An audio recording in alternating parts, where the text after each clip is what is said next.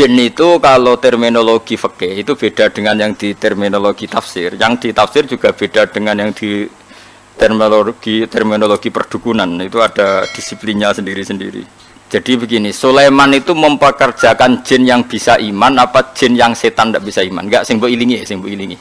Jin yang setan apa jin sing Aladin sing kena mbok kongkon? Aladin. Kalau dalam disiplin ilmu tafsir itu ada istilah satu nama itu bisa nama menjadi identitas, bisa nama disebabkan oleh satu unsur yang melekat pada dia. Terus unsur ini yang melekat kepada dia menjadi namanya. Ini bedanya jauh. Misalnya begini, ini contoh paling gampang. Kolbun, hati ini sampean bahasa Arab apa? Kolbun, kolbun maknanya apa? Hati. Kolbun itu mergo molak-malik. Wong Arab nak darani barang diwolak-walik jenenge di kolbun. Napa? Di kolbun. Jadi misalnya HP tak wolak-walik jenenge di kolbu. Nah, berhubung hati molak-malik darani kolbu. Nah, nama-nama seperti ini riskan pada konteks tertentu. Misalnya begini, atine Rasulullah, atine para nabi, atine para wali kan gak pernah molak-malik, selalu konsisten dalam kebenaran. Karena nama itu hanya mengambil sekian sampel. Ya kayak hati-hatimu ini kan molak-malik. Nak pas dosa ya lali pangeran, nak pas nangis ya kayak lali dosa kumat-kumatan. Nah, ini kan gak berlaku pada Rasulullah, pada para nabi, tapi ya tetap jenenge kolbun. Padahal tidak ngalami molak-malik. Keyakinannya ahli fikih itu kan ada manusia bisa iman kan, ada jin bisa iman. Nanti ono surat nopo jin. Ada setan, iso iman enggak setan? Enggak. Lalu setan ini kategorinya ikut jin apa manusia? Jin. Kekoro. Maksudnya misanane apa midhoane apa turunane wis ngono ae. Setan mbek jin hubungane iku turunan apa kanca apa misanan? Apa demenane orang mawon kok sembrono. Mergo ora tau akad nikah wae apa nih setan mbek jin hubungane apa Mas? Gak ora to. Nah itu problem kita. Nah, caranya ngurai problem itu adalah begini. Manusia dan jin sebagai nama identitas itu memang manusia bisa iman, jin bisa iman sebagai nama identitas. Tapi sebagai nama sifat darani setan mergo duraka ning pangeran. Manusa lah nak duraka ya jenenge setan. Dan ini Quran pernah pakai istilah ini juga. Wa kadzalika ja'alna likulli nabiyyin aduwan syayatinal insi wal jinni. Setiap orang baik para nabi tak gawe duwe musuh. Musuh iku syayatinal insi wal jinni. Cek setan manusa, cek setan jin. Gayane ngaji te bodonan iku setan. Adol agama iku ya setan. Makanya kalau kamu punya perilaku setan kemudian kemene auzubillahi minasyaitonirrajim terjemahane ya. Lha iki ra ngenyal biasa wae. Iki kan disiplin ilmu. Kayak asu lho, sing darane asu piye? Hewan tertentu sing begitu jenenge asu. Kadang ndak perilaku tertentu sing kelakuane ngono ya asu. Sehingga gerek wong ngakal wasu. Nah, itu risiko disiplin lughat. Mau tidak mau yang namanya bahasa itu nggak bisa menghindari itu. Sehingga zaman Abu Jahal urip, Kanjeng Nabi nak nyeluk ya Fir'aun hadil ummah. Fir'aun umat iki ya Abu Jahal.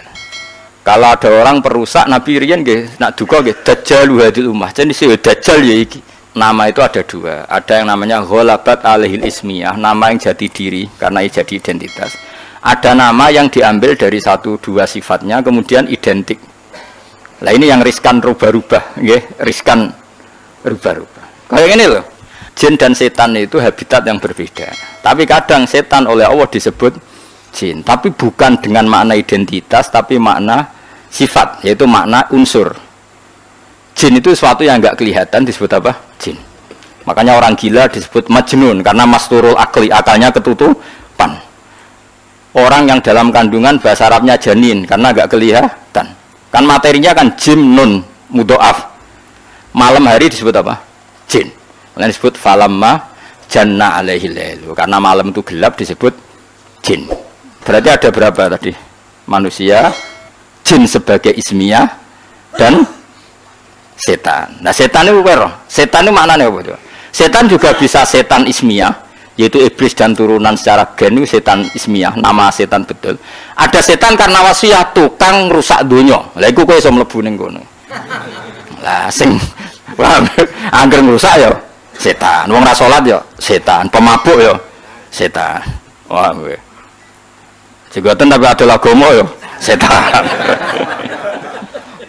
Gayane khusyuk tapi ngedol agama ya setan. Nah, iku sing dimaksud wa kadzalika ja'alna likulli nabiyyin aduwan syayatinal insi wal jinni. Yuhi ba'duhum ila ba'din zukhrufal qawli ghurura. Yang mereka itu saling melengkapi, saling mendukung untuk menciptakan satu kegaduhan agama. Iku setan manusa, setan jin ra iso. Setan jin ora iso mulak-malik omong, setan manusa pinter. Dikaji Nabi tau ditamoni wong kafir. Wonge cerdas. Mat, nah ana wedhus mati sing mateni sapa mat? Nah kanjeng Nabi kan tiange lugu sae, Allah. Agamamu aneh, mat. Sing dipateni Allah langsung haram, sing diliwat manusa kok halal. Kudune sing dipateni Allah langsung orisinil iku kudune halal. Lha Sayyidina Ali cerdas-cerdas wong. Iku perkara ora tau dibuli. Li Ali jae sikil mangkat sitok. Diangkat wis Sayyidina Ali. Gak angkat sitok pisan. Yo ora iso goblok. Ngono jare balam merotok langit ke ngangkat sikil loro bareng ora iso. Wah, semane jare situ.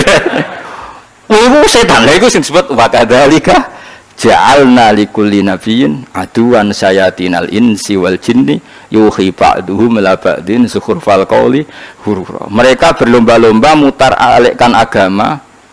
Sing dadekne agama iki kacau, mok saking pinter-pinteran silat napa? Lidah. Kayak presiden nak prihatin, jadi sing seneng presiden, wah bagus presiden, prihatin terhadap kondisi bangsa ini. Jadi keras seneng, prihatin terus, gak dijawabane kan bingung, iku bingung. Sebenarnya sing darani bingung prihatin. Misalnya no presiden ngomong ini, cobalah carikan solusi bangsa ini. Kita rembukan bareng untuk cari solusi bangsa. Jadi sing seneng, presiden tawaduk, meskipun di otoritas penuh, untuk rembukan. Jadi sing seneng, jadi sing gedeng. Ini sing digaji untuk fasilitas jujur bukan barang-barang wong bingung yo. Bener di. Bener di. Hah?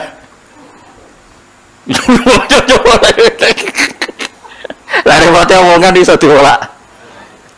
Maka sejarah murtad terbesar itu masalah nasa mansuh. Di Kanjeng Nabi urung tahu diingkari sebagian wong koyok masalah nasa mansuh. Nasa mansuh itu satu ketetapan hukum kemudian direvisi oleh hukum yang lain. Yahudi sewenang. Akhirnya sahabat sing awam, sing enggak pati terpelajar diparani Yahudi. Delok wong sing mbok nut. Hukum kok digoda ganti, mergo dekne bingung. Yukhillu yaman wa yuharrimu ukhra. Saiki muni halal, sesuk muni haram. Terus dadi masalah napa? Nasaman. Mulane ora ana tragedi murtad terbesar kaya peristiwa napa? Nasaman. Ben kira sejarah. Ya mereka mau, gara-gara pinter-pinteran ngomong yuriduna yudfi'u nurallahi biafahim, bahwa agama ini akan dikalahkan oleh cangkem-cangkem elek sing memusnahkan atau mematikan nur agama ini. Lah repote agama itu sing khusyuk ra iso mikir. Sing nyerang iso bolak-balik lidah, sing khusyuk ra iso mikir. Akhirnya dia iso jawab. Makanya semenjak itu terus ulama mendefinisikan nasa mansuh itu begini. Inqidha'u muddatil ibadah. Nasa mansuh adalah habisnya masa nopo? Ibadah. Memang masanya habis. Misalnya gini. Cah cilik bakal ngombe susu, kemudian wis tuwa dadi ngombe kopi. Itu nasa mansuh apa memang wis ra wayahe ngombe susu? Wis ra wayahe ngombe susu. Cah cilik dituntun, didulang. Terus suatu saat ora didulang. Terus kowe darani, "Ah wong tuane gak konsisten, dhisik didulang kok saiki ora, wis tuwa bejo dulang." Nah, begitu juga nasa mansuh. Dulu Nabi itu lemah sekali di Mekah sehingga diharamkan perang. Ketika di Madinah boleh perang. Ya memang wayahe oleh. Dulu Nabi kon salat madhep Baitul Maqdis. Pancen wayahe kon salat Baitul Maqdis, setelah itu direvisi madhep Ka'bah. Ini bukan urusan evaluasi hukum enggak, tapi inqidha'u muddatil ibadah. Memang durasi itu sudah selesai. Ini penting saya utarakan. Karena kalau kamu nganggap nasa mansuh itu begini. Nasa mansuh itu jarang Yahudi. Muhammad punya ketetapan, barang jangan-jangan ngerti nek iku salah terus dirubah. Lha iku sing dicekokkan di orang-orang sahabat sing lemah sehingga dadi domur murtad.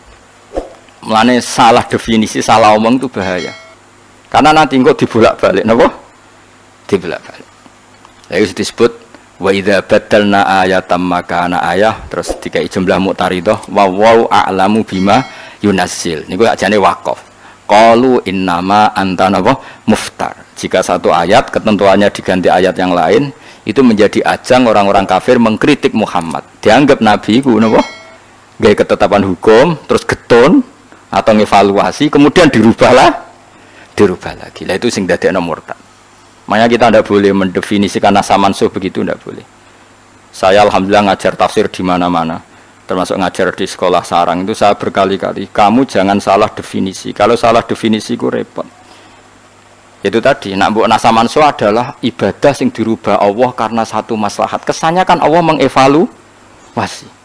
Mana mungkin Allah mengevaluasi? Allah sudah pirsa ning azali, nak kita akan ngalami seperti ini. Jadi gak perlu dievaluasi. Memang ada ibadah sing masanya selesai.